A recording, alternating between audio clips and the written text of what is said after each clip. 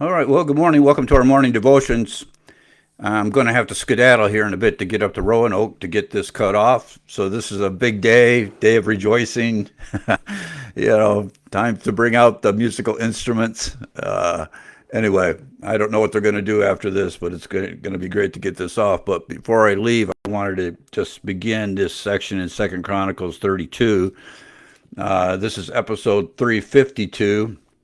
And I entitled this The Assyrian Siege of Jerusalem.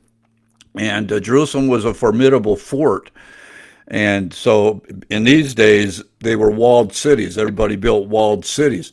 They were fortresses. And the way to defeat these huge walled cities is to siege them, which was to cut off all food and water from the city. That's the whole idea, and starve the people out. Don't let them go in or out. So the walls that were meant to protect them end up being the prison walls of their death because of a siege.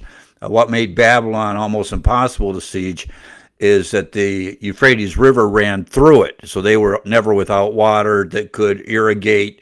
And Babylon was huge, the city of Babylon. They could irrigate fields inside the wall. And so you could not actually siege the walls of Babylon until the Medo-Persians figured out how to do it, which I'm not going to do here. But that's what this is about. So the Assyrian army is sieging the fortress city of Jerusalem, and this is the account, and it's several chapters.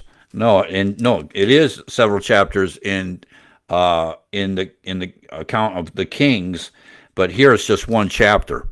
And I'll just see how far I can get through this. All right. So here we go. Verse 1. After these things and the establishment thereof, Sennacherib, king of Assyria, and I keep saying there's Syria, which is a smaller nation, which is north of Israel, and Assyria, which is the gigantic, formidable powerhouse nation that's over in the Mesopotamian river valleys. All right. So this is Assyria, not just Syria. Powerful nation. As I've said, this would have been an empire that just dwarfed everything that's over in the ancient Near East, where Israel, Judah, and Syria are, and the other ites that we know about that lived in that region.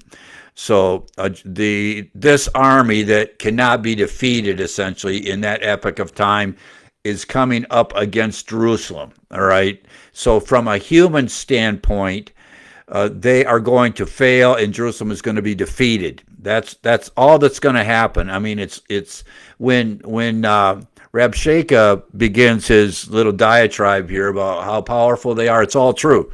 That you cannot stop the Assyrian army. And that's what he's going to tell Hezekiah. But Hezekiah and Isaiah are going to call upon God, and something wonderful is going to happen. So Sennacherib, king of Assyria, came and entered into Judah and encamped against the fenced cities and thought to win it for himself. Because that's what these men do. They are conquerors. They thought to win the city of Jerusalem for himself. Another notch in the handle of his handgun, all right? Another trophy to put on the mantle. He's at Jerusalem, at this historic city. He's sieging it. He wants to go home and tell everybody that this is just another victory that he's won. All right.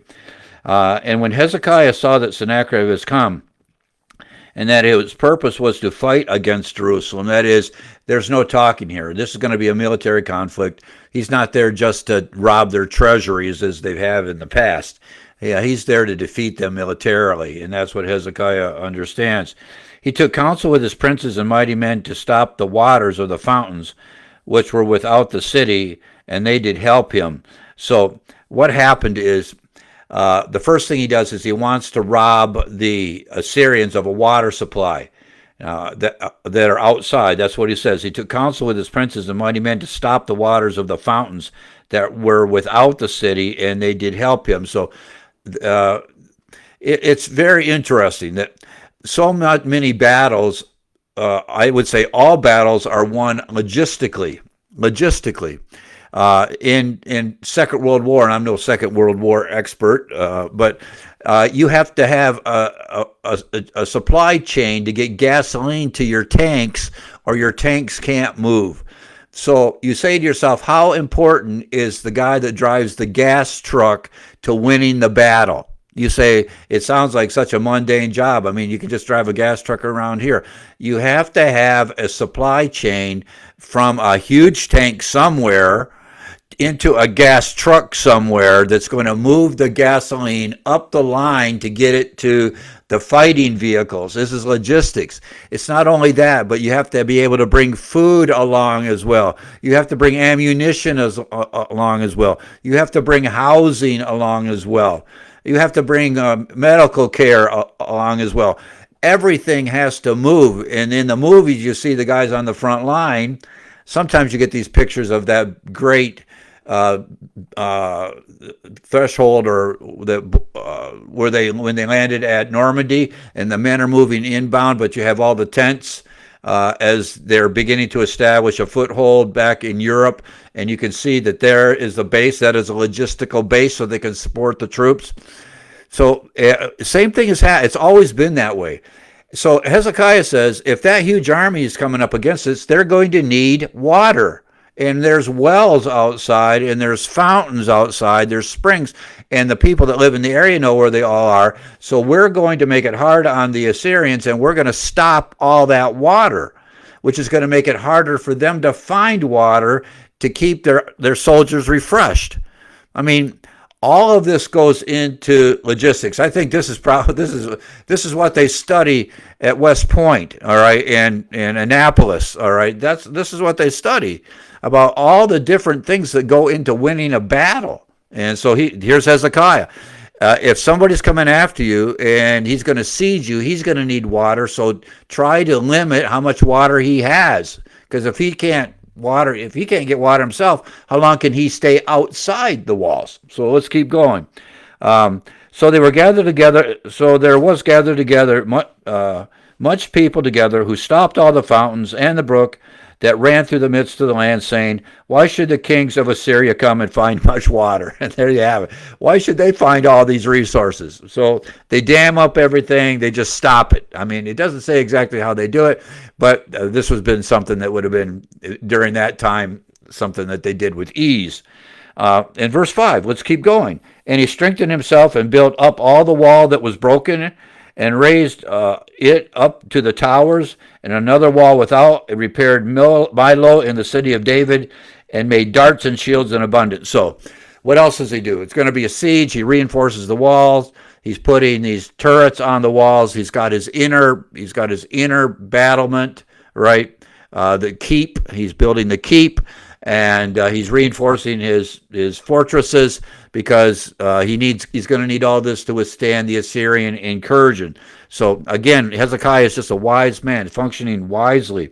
And then verse 6, and he set captains of war over the people, and gathered them together to him in the street of the gate of the city, and spake comfortably to them, saying, because you want your commander to be at ease.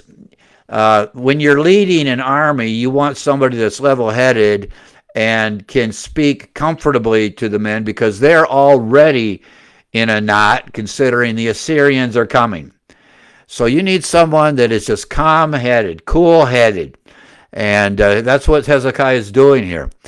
He's speaking to his men like, we can manage this, all right? Especially because words will do this.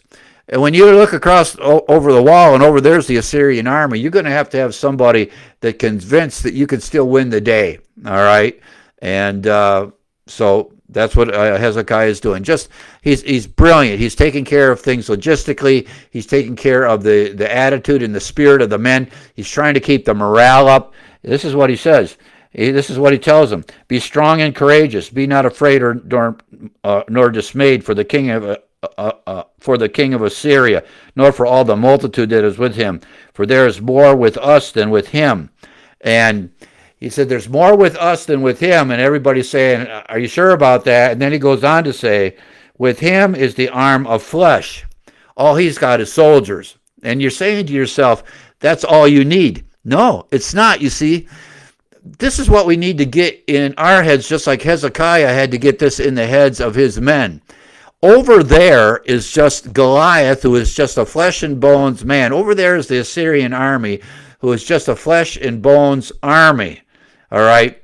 There's always more with us than with them. Always. And this is why. He goes on to say, and with us is the Lord our God to help us and to fight our battles. And that's why we say it quickly, but one man in God is a majority. All right? It's enough to win the battle if God is on your side. And this is what Hezekiah is saying. Yes, you're looking at the immensity and the power and the might and the successes of the Assyrian army, but there's more of us than there is with them because we have God on our side. And that is just the truth of it, beloved. You invoke the name of God and ask for his help and plead before him, and he helps us. It's simply true. How that works in the sovereignty and the providence of God, we'll learn more about that when we get to heaven. We'll be learning about that for in eternity.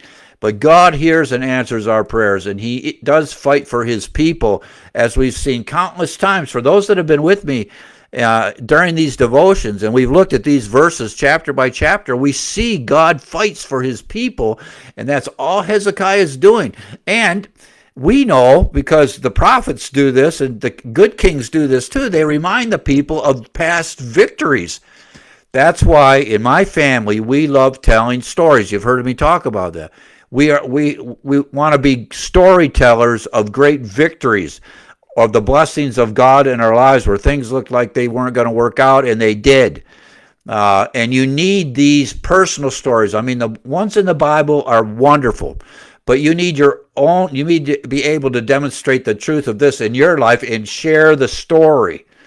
Be a storyteller. Now, when I say a story, I remember when I was pastoring up north, when you say story, that equals a big fib. It's a story, all right? When I say a story, it's like these are historic events, but they're stories. That is, they're not falsehoods, okay? That's what I mean by story. You have to have a true story of how what happened to Hezekiah here in his trusting God happened to you, and pass that on to your kid.